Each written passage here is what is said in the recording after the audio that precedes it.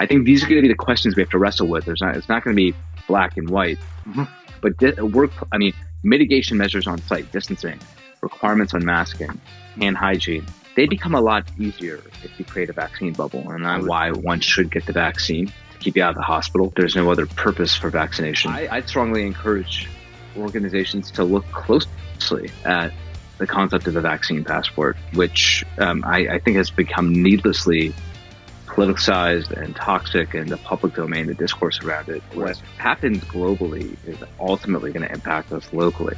And so the fact that India and Brazil, France, Italy, parts of Canada are going through a very significant surge should concern us all. So having on site some third-party testing vendor that can implement high-quality rapid testing, where if you're not going to have a vaccine passport, and then say the color of the badge for the individual reflects, maybe it's green for this individual is vaccinated, and maybe it's yellow for individuals that need to test. That to me should be ground rules for any of these events. And we should not allow for the individual who has not been vaccinated, who's unwilling to consent to daily testing with a rapid testing platform.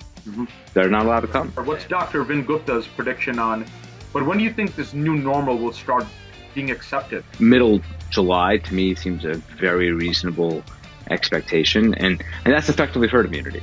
The point at which we've reached enough vaccination so that hospitalizations remain low. People are talking about the second pandemic, which is a mental health pandemic, which is really overtaking America right now. Everybody from healthcare workers to the layperson has been affected.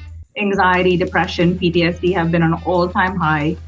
The demand for psychiatric services has skyrocketed. There does seem like there is this undercurrent of undiagnosed social anxiety in individuals that would prefer to stay in a remote setting, and supporting them and making sure that we're meeting them where they are. I think it's going to be a really important part of normalization. But if you go by the federal data for vaccinations, 0 to maybe 1 vaccinated person would die of COVID. If data is what you're looking at, then look at all the data, not just this. We're coming from a year of paranoia. Anything and everything that you did was you're going to die. It's too early to speculate on the need for boosters. It's good that they're planning for it as a contingency, and I think that should be the message.